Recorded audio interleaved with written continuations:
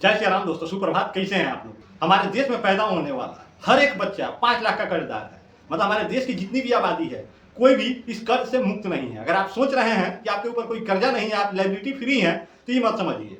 देश ने आपके ऊपर 5 लाख का लायबिलिटी ऑलरेडी खड़ा कर रखा है। इसलिए आप लोग जितना ज्यादा हो सके कमाइए और इसको सधारने का जुगाड़ कीजिए। देश के सम्मान में अपना योगदान दीजिए।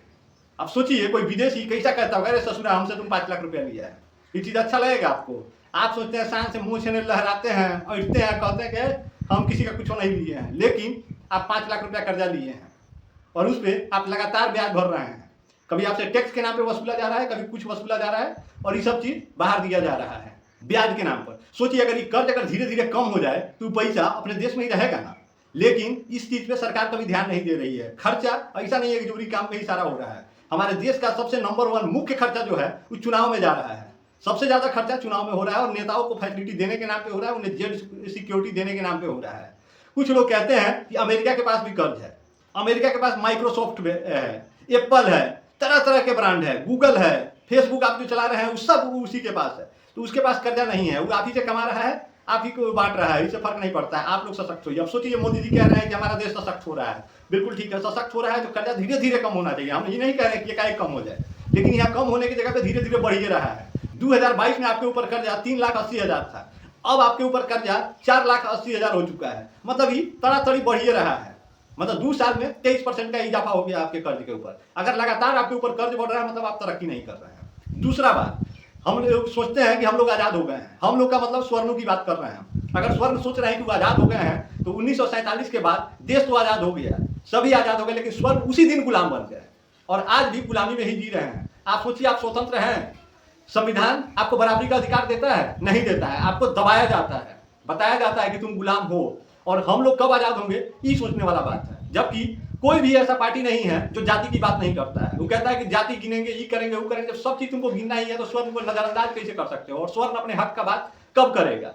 सोचिए, ब्राह्मण और यादव के बीच इटावा में कुछ घटना घटता है, उसका असर पूरे देश में देखने को मिल रहा है। अपने पूर्वी चंपारण में भी बोर्ड लगा दिया जाता है कि हाँ, इस गांव में ब्राह्मण का एंट्री बैन है और पूजा पाठ कराना बंद है। तो अगर इस तरह से हो ही रहा है तो जातिवाद खत्म कहां हो रहा है? अगर जातिवाद खत्म नहीं हो रहा है तो हमें दबाया क्यों जा रहा है जातियों के आधार पर? जब अगर सब चीज खुला है, अपने हिसाब से करना है, तो सभी को अपने हिसाब से जीने का आजादी मिलना चाहिए। अगर नौकरी मिले तो सबको बराबर मिले, नहीं मिले तो किसी को ना मिले। हम दूसरे के खुशी से खुश नहीं होते हैं, लेकिन दूसरे के दुखी देख के हम बहुत खुश होते हैं। सोचिए, आज अगर स्वर्ण कमा रहे हैं, खा रहे हैं, ऐसा ही नहीं है उनके पास पैसा या धन दौलत या संपत्ति जो है, उसके लिए उन्होंने मेहनत किया और आज भी मेहनत कर रहे हैं। मेहनत कर रहे हैं तब 4 रुपया आ रहा है और उसी के टैक्स के पैसा से आप सबका पेट भर रहे हैं। उस साला मुफ्त में राशन बांट रहे हैं, किरासन बांट रहे हैं और पैसा स्वर्णों से टान रहे हैं और बाद में उन्हीं को गरिया रहे हैं। ये कैसे चलेगा? मतलब दे भी हम, गाली ले भी हम। ये चीज गलत है। सरकार को इस सब चीज पर सोचना चाहिए। अगर इस चीज का निवारण नहीं कर सकता है तो अब सिस्टम को क्लियर करे। जैसे बता रहा है कि हमने दलितों को इतना % आरक्षण दिया है और इनको इसी हिसाब से इतना नौकरी दे रहे हैं, उसी हिसाब से अब सरकार ये भी आंकड़ा पेश करे कि स्वर्णों से कितना वो टैक्स ले रहा है और स्वर्णों पे कितना खर्च कर रहा है, दलितों से कितना टैक्स ले रहा है और दलितों पे कितना खर्च कर रहा है। हर चीज पारदर्शी होना चाहिए। जब बात जातिवाद की हो ही रही है और जाति की गिनती हो रही है, तो गिनती ये भी होना चाहिए कि स्वर्ण टैक्स देने वाले कितने हैं, करदाता कितने हैं, और दलित करदाता और टैक्स देने वाले कितने हैं, और इसका लाभ लेने वाले स्वर्ण कितने हैं और उसका लाभ लेने वाले दलित कितने हैं। मतलब जाति का बात हो तो निष्पक्ष हो और खुल के हो, और ना हो तो बिल्कुल ना हो। अब सरकार से हमें उम्मीद नहीं है, मोदी सरकार से भी उम्मीद नहीं है कि समानता की कभी बात कर सकती है, क्योंकि अब वो भी कह रही है कि हमें जातिगत जनगणना कराना है। तो जब बात वहां पहुंच गया है तो बात दूर तक जाना चाहिए और न्याय सबके लिए बराबर होना चाहिए। ये देखिए कि आप लोग सच में आजाद हो गए हैं या नहीं हुए हैं। आजाद कौन हुआ, कैसे हुआ, आपको गुलाम कैसे बनाया जा रहा है, ये आपके अंदर मानसिकता थोपी जा रही है कि हाँ, आपके बाप दादा, आपके पूर्वजों ने बड़ा अत्याचार किया है। अब आप अगर ब्राह्मण कुल में पैदा हुए हैं या दलित कुल में पैदा हुए हैं, इसमें आपकी गलती है? आपके पास ये है क्षमता कि आप अपने आप को बदल सकते हैं कि नहीं, हम दलित के यहाँ पैदा नहीं होंगे, हम गरीब के यहाँ पैदा नहीं होंगे, हम अमीर के यहाँ पैदा होंगे। ये चीज बाई चॉइस नहीं है, बाई चांस है। आप कहाँ पैदा हो जाएंगे ये चीज आपको नहीं पता है। इसलिए आपके पैदा होने को गुनाह मान लिया जाए और उसके हिसाब से आपके साथ पक्षपात किया जाए, ये गलत है।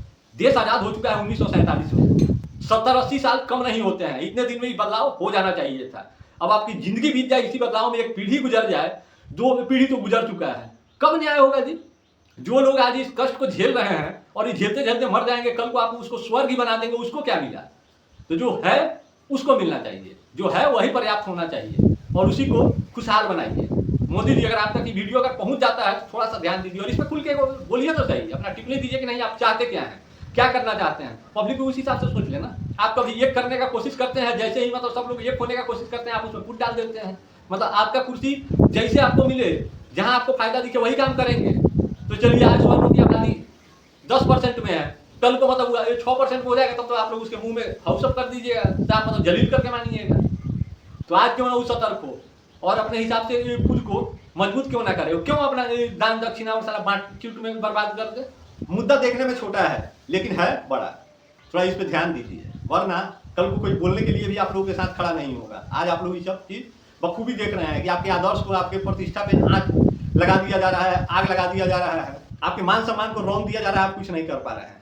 और आज कुछ नहीं कर पा रहे हैं तो आगे आप क्या कर लेंगे ये तो जमाना देखेगा और इतिहास बन जाइएगा। बाकी जय श्री राम।